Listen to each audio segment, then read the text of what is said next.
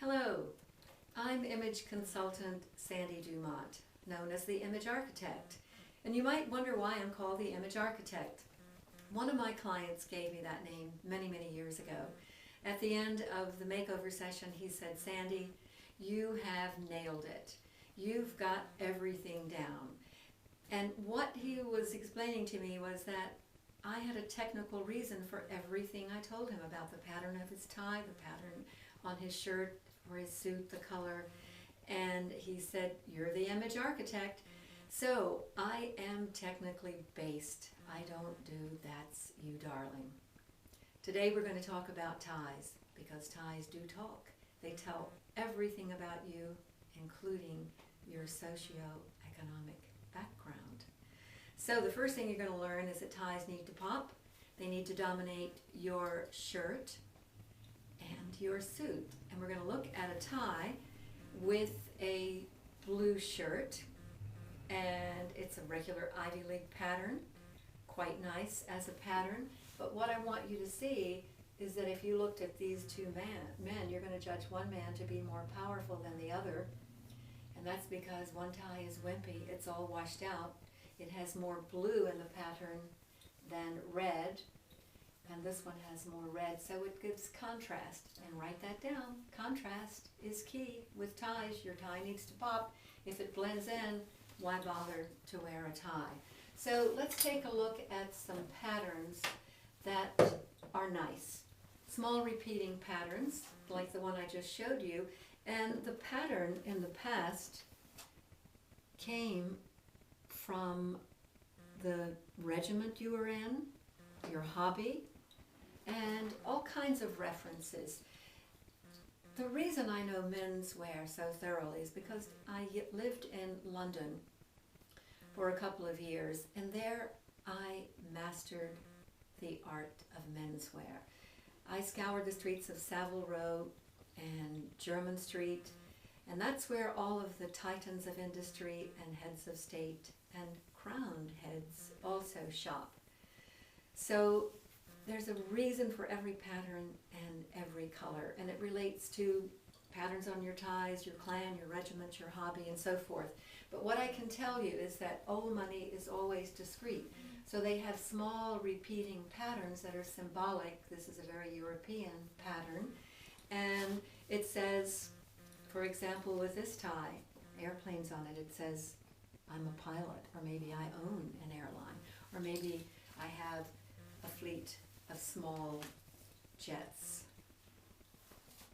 Here's another Ivy League repeating pattern that is always looking classy, because old money isn't loud and flashy. So this pattern, loud and flashy. Big geometric patterns, you don't want them. You want small repeating patterns. And one of the nicest small repeating patterns is the tiny polka dot. Here's one of my favorite ties also. This is in my collection. You can buy many ties from my website, theimagearchitect.com. This is for me the new red, along with this magenta raspberry color. And this goes with white shirts. It goes with blue shirts. And it's great with a navy blue suit. And of course, if you had it with a black stripe, it would be great with a black suit as well.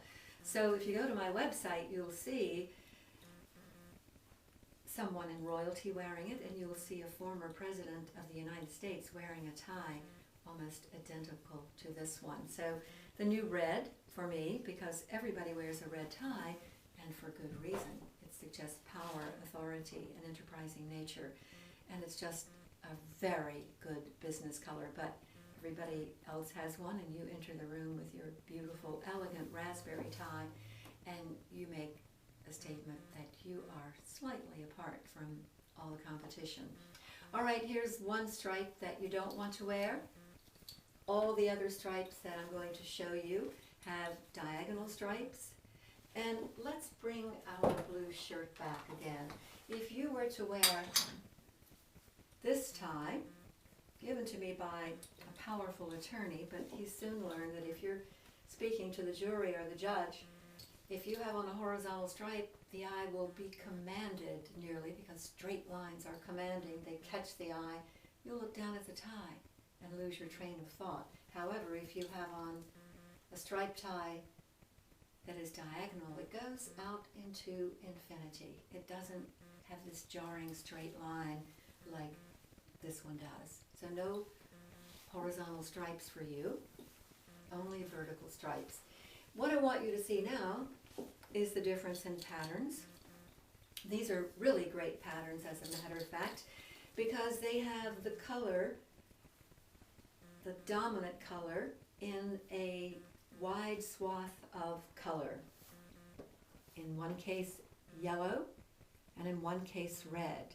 And the blue is the secondary color, and it's in the small amount. That's what you want to look for. So this makes contrast with your suit and with your shirt. If it were reversed and you had on a navy blue suit, it would be like this tie. You would hardly be able to see it, and it would blend into your shirt as well. So you want to have the primary color in the big swath of color that makes contrast with your suit and shirt. And what I like very often is the fact that they put a little tiny bit of white, sometimes a little bit wider amount. Sometimes it can be okay to have a blue stripe and a red stripe and not another color like white or a narrow black band thrown in, but it's very traditional to see that little bit of white. So gentlemen, now I'm going to show you my rogues gallery of ties, what not to wear, in other words, and this is my favorite. I have a collection of ties that men have donated, and I could have thousands of them, but I've stopped taking donations lately, except for this category. And you'll notice lots of ties in brown, gray, and black. Brown, gray, and black with a little, sometimes beige or camel thrown in, but tons and tons of them. And you almost can't tell one from the other. They're all looking pretty much alike. And I've asked my clients, how do you wear these ties? And they tell me, well, I usually wear it with a white shirt, and I can wear it with my black suit, I can wear it with my gray suit, and I can wear it with my brown suit. Well, what you need to know, gentlemen, is that brown is not a power color. Brown is country weekend. Now, there's a place for it. And if you live in the Midwest and you work for a tractor making company, or if you're in the agricultural business, brown is perfect for you. But most often, it's a non-threatening color, so a non-business color. And you may not need any of these ties.